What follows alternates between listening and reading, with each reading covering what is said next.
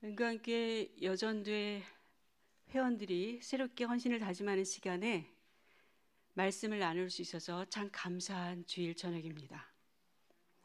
은광교회의 역사가 여전도의 헌신을 통해서 한 교회의 역사를 넘어서 하나님 나라의 역사가 되기를 기도하는 마음으로 말씀을 나누고자 합니다. 우리는 생성형 AI 시대를 살아가고 있습니다. 생성형 AI가 일상의 많은 부분을 바꾸어 놓고 있는데요.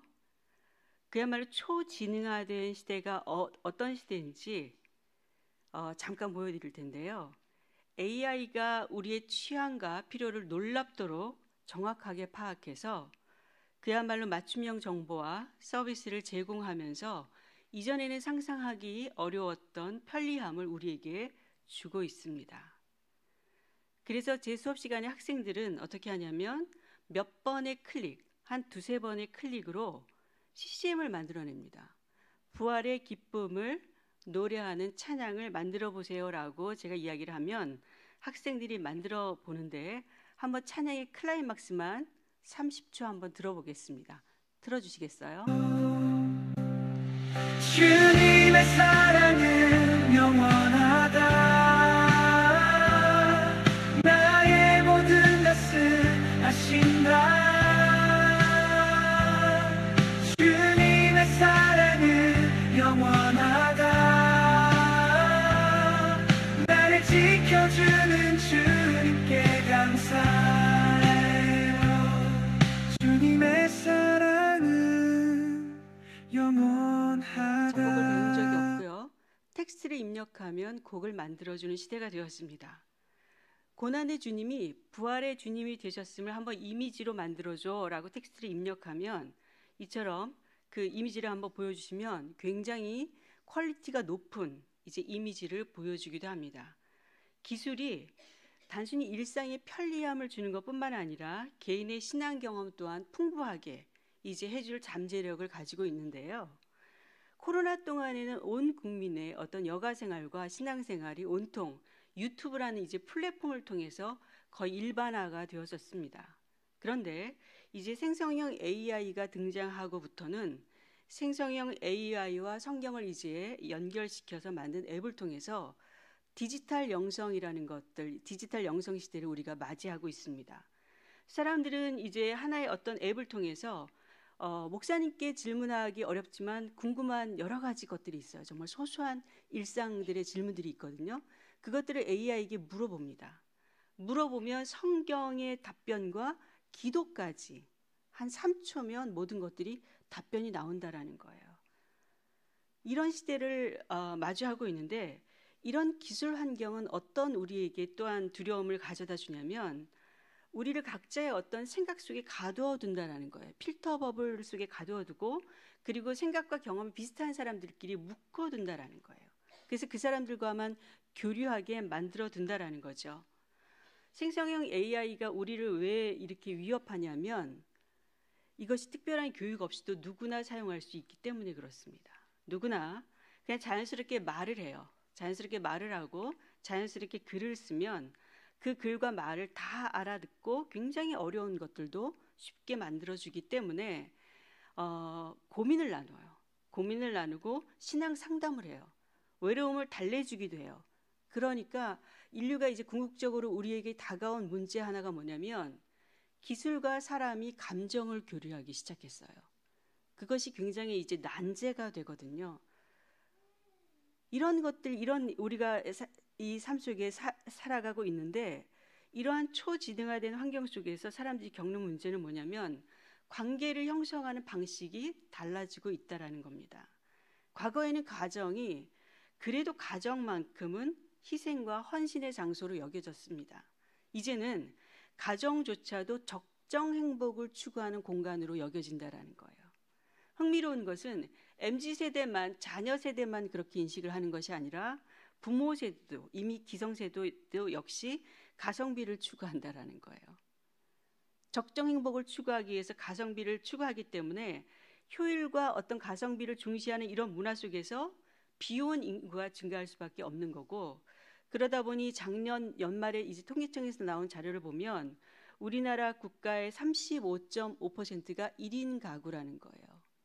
그러니까 5월이 이제 다가오고 있는데 가정주일이라는 것도 굉장히 이제 다양한 형태의 가정을 염두에 둔 가정주의를 저희가 준비를 해야 되는 거예요. 자, 그렇다면 이렇게 개인의 삶이 중요해지는 시대에 신앙 공동체, 교회는 본성적으로 공동체잖아요. 그렇다면 이런 신앙 공동체 안에서 우리는 서로 어떤 영향을 주고받으며 살아야 할까? 이런 질문을 해야 합니다. 제가 10년 전에 은광교회에 왔었습니다. 10년 전에 은광교회에 왔었을 때 교회 학교를 집중적으로 이제 조사한 적이 있었어요. 그 방식과는 조금 다르지만 18개 교회의 다음 세대 4,700명과 이제 1,500명의 부모님들, 약 1,500명의 교사들을 대상으로 한 가지를 공통적으로 질문한 것이 있었습니다. 그것이 무엇이냐면 자녀들의 신앙 형성, 다음 세대의 신앙 형성에 영향을 미치는 것이 무엇일까요? 라는 것을 다중응답으로 질문했던 적이 있었습니다. 그때 무엇이 이제 제1위로 나왔냐면 다행스럽게도 주일 예배가 제1위로 나왔어요. 자연스러운 현상이잖아요. 그런데 이게 안타깝게도 1위로 꼽힌 것과 그 밑에 간의 간격 차이가 너무 많이 나는 거예요. 바꿔 말하면 주일 예배 외에 다른 채널이 별로 없다라는 거예요. 그러면서 자녀들은 뭐라고 했냐면 2, 3위로 나오는 것이 수련회와 같은 특별 프로그램과 가정의 신앙 문화다. 그다음 부모님들은 가정의 신앙 문화와 개인 큐티다. 선생님들은 가정의 신앙 문화와 특별 교육 프로그램이다라고 대답을 했습니다. 여기서 제가 가장 주목했던 점은 무엇이냐면 상위에 랭크되는 것이 아니라 가장 하위에 랭크된 것들이었습니다. 이 다음 세대들은 누군가 관계 맺는 것에 대한 열망이 남다른 세대입니다. 그런데 다음 세대에게조차 친구와 그다음 선후배의 신앙적 도전이 신앙 형성에 아무런 거의 영향을 미치지 못해서 10위입니다. 거의 영향을 미치지 못하고 있다라는 거예요. 그리고 이 문항 말고 또 한 가지 제가 조사했던 것이 우리 교회 학교에서 가장 변화가 절실한 부분이 무엇인가라는 것들을 조사했을 때 모든 교회에서 공통적으로 나오는 것이 우리 교회는 새롭지 않다라는 거예요. 교회학교 프로그램이 그다음에 똑같이 공통적으로 나오는 것이 함께 어울리지 않는다라는 겁니다. 교회인데 큰 교회는 큰 교회 나름대로 이유가 있어요. 서로 몰라요. 작은 교회는 작은 교회 나름대로 함께 어울리지 않는데요. 이게 공통적으로 나왔어요.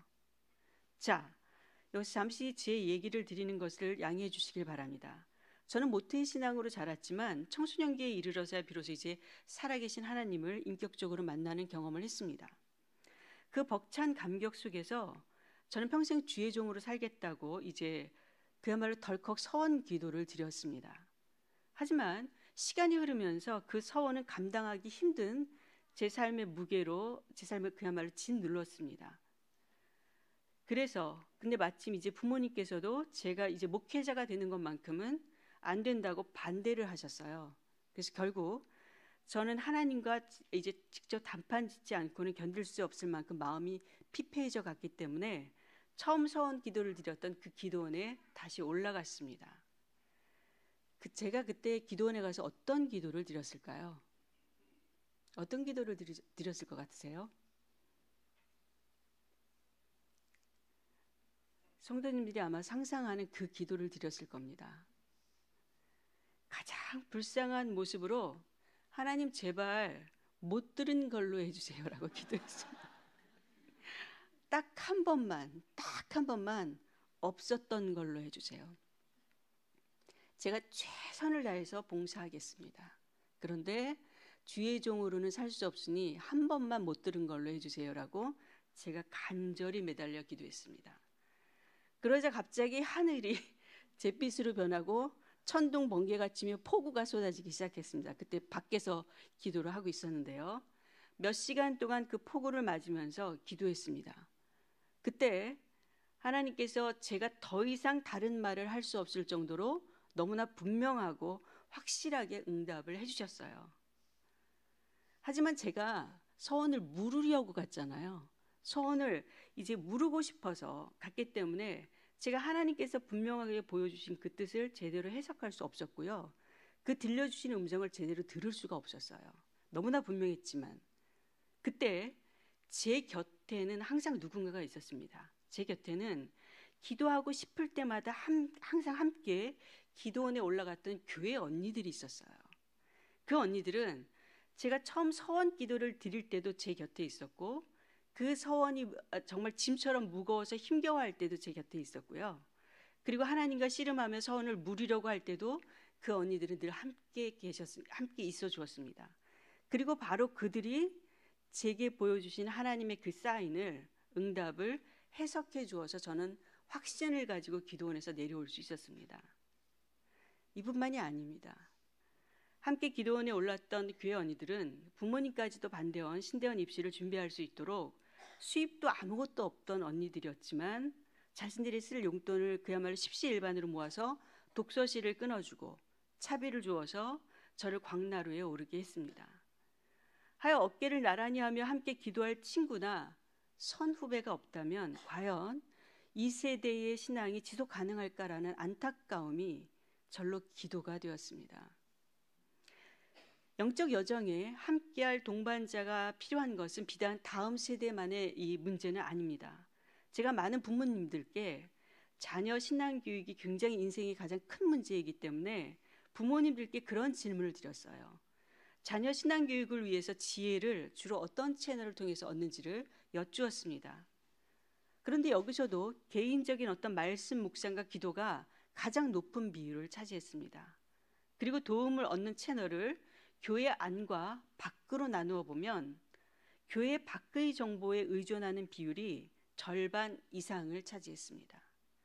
이는 부모님들 역시 중요한 신앙적 과제를 신앙 공동체 구성원과 이 안에서 함께 나누기보다는 왜 이렇게 홀로 밖에서 씨름하고 있구나라는 것들을 추측해 볼 수 있었습니다.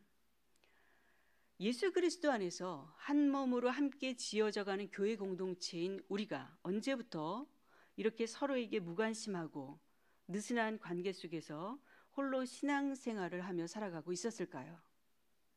어쩌면 우리는 공동체 안에서 사람들 간의 깊은 관계의 맺음보다 어쩌면 공동체의 어떤 외형적인 성장이나 원만한 운영에 더 마음이 쏟아졌을지도 모를 일입니다.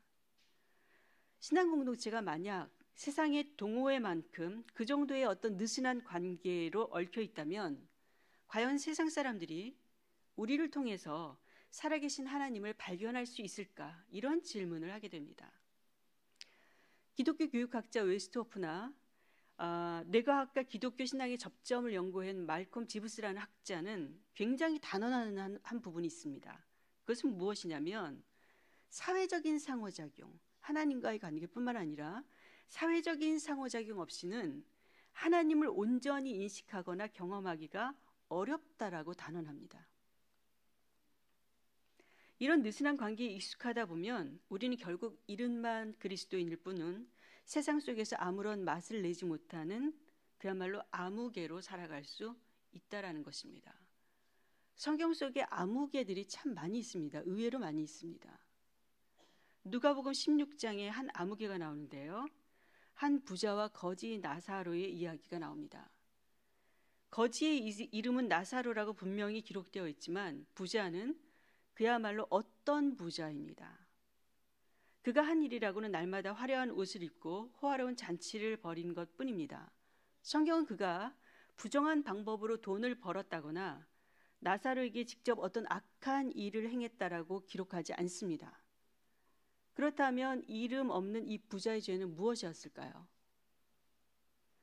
그가 부자로서 마땅히 할 수 있었던 선한 일, 자기 집 문 앞에 있던 고통받는 나사로를 돌보지 않았던 일, 그리고 그냥 부자로서만 살기만 했다는 것, 그것이 바로 그의 죄였습니다. 이웃의 고통에 무관심했던 것, 그래서 그의 삶은 그야말로 아무개로 남는 것입니다. 그런데 오늘 우리가 읽은 데살로니가 3장 말씀을 보면 예수 그리스도 안에서 한 교회를 이루는 성도들이 서로 얼마나 깊이 연결되고 동행해야 하는지를 잘 보여주고 있습니다. 바울은 데살로니가에 복음을 전했지만 유대인들의 방해로 어쩔 수 없이 그것을 떠나 베레아를 거쳐 아덴에 머물게 되었습니다. 바울이 떠나자 데살로니가 교회는 극심한 환난과 핍박의 대상이 되었습니다. 그 소식을 들은 바울은 데살로니가 성도들이 이 겪고 있을 고난을 생각하며 마음을 졸였고 그들의 안부가 너무 궁금해서 참다 못할 지경이 되었다라고 고백하고 있습니다. 결국 바울은 자신이 가장 신뢰하는 동역자 디모데를 데살로니가에 보냅니다. 성도들의 믿음을 굳건하게 하고 위로하기 위해서인데요. 여기서 굳건하게 하다라는 것은 삶의 위기 속에서도 성도들의 생각과 삶의 기준이 흔들리지 않고 단단하게 고정되도록 붙들어준다라는 의미입니다. 또한 여기서 위로하다라는 말은 단순히 우리가 말로 그냥 쉽게 이제 말을 건넨다라는 그 뜻을 넘어섭니다. 곁으로 가까이 부른다라는 뜻을 갖고 있어요. 만약 어린아이와 길을 가다가 앞에서 갑자기 자동차나 어떤 자전거가 아이를 향해 달려온다면 우리가 어떤 이제 행동을 하게 될까요? 즉시 아이를 자기 옆으로 바짝 끌어당기지 않겠습니까? 이런 것이 바로 위로라는 거예요. 위로는 어떤 외로움에, 어떤 어려움에 처한 이를 외면하지 않고 적극적으로 달려가서 돌보는 행위를 위로라고 이야기합니다. 이런 바울의 간절한 마음이 전해졌는지 디모데가 기쁜 소식을 가지고 돌아왔습니다. 데살로니가 성도들이 믿음과 사랑 안에서 환난이 깊었지만 잘 이겨내고 있다는 소식을 가지고 왔어요. 이 소식을 들은 바울이 얼마나 기뻤는지요. 성경 원문은 디모데가 이 소식을 전했다고 했을 때 이 전했다라는 이 헬라어를 복음, 유앙겔리온과 어원이 같은 동사를 씁니다. 그야말로 복음처럼 기뻤다라는 거예요. 바울이 데살로니가 성도들의 믿음과 사랑의 소식을 마치 복음처럼 귀하고 기쁘게 받아들였다라는 거예요.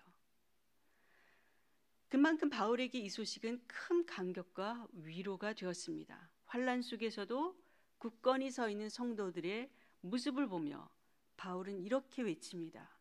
8절에서 그러므로 너희가 주 안에 굳게 선즉 우리가 이제는 살리라. 여러분이 주님 안에서 굳건히 서 있다는 소식을 들으니 이제야 우리가 참으로 사는 것 같습니다 라고 감격하고 있는 것입니다. 도대체 데살로니가 교회 성도들이 바울에게 어떤 존재이기에 이런 고백을 할 수 있었을까요? 사실 생각해보면 바울이 그렇게까지 걱정하고 그리워해야 할 특별한 관계인가, 특별한 조건이 있었을까? 그만큼의 조건들은 다른 교회도 갖고 있었어요. 그럼에도 바울은 데살로니가로부터 아무 소식이 없었을 때 깊이 염려했고 그들의 좋은 소식을 들었을 때 마치 자신이 살아난 것처럼 기뻐합니다. 바울의 마음에는 데살로니가 성도들을 향한 깊은 애정과 간절한 기도가 가득했습니다.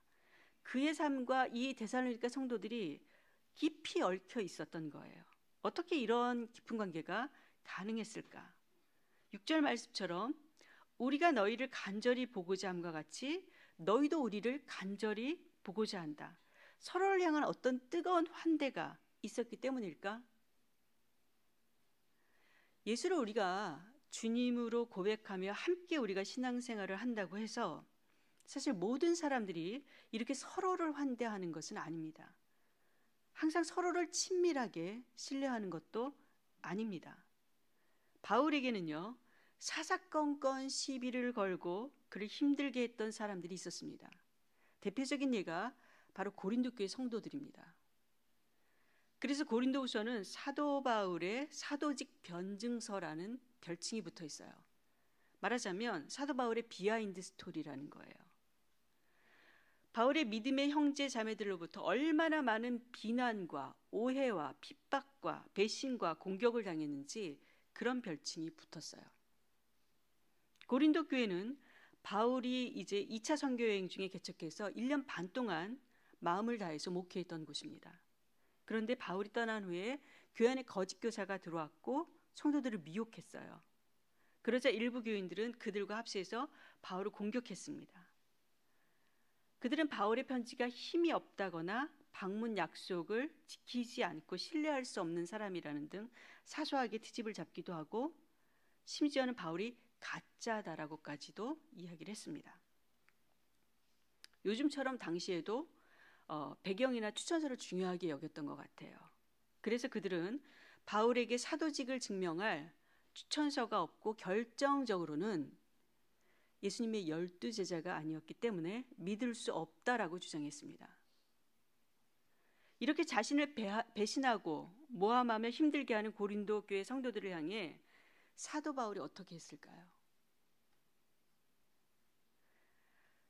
고린도 후서 마지막에서 사도 바울이 남긴 이 기도는 정말 놀랍습니다. 자신을 배신하고 그렇게 핍박하는 이 고린도 교회 성도들을 향해서 이렇게 말합니다. 주 예수 그리스도의 은혜와 하나님의 사랑과 성령의 교통하심이 너희 무리와 함께 있을지어다. 우리가 축복 기도로 쓰는 이 기도를 고린도 교회 성도들을 향해서 했다는 것입니다. 바울은 자신을 환대하는 데살로니가 성도들이든 자신을 배신하고 위협하는 고린도 성도들이든 모두 예수 그리스도 안에서 한 몸으로 연결되어서 함께 지어져 가고 있는 하나님의 백성이라는 사실을 잊지 않았습니다.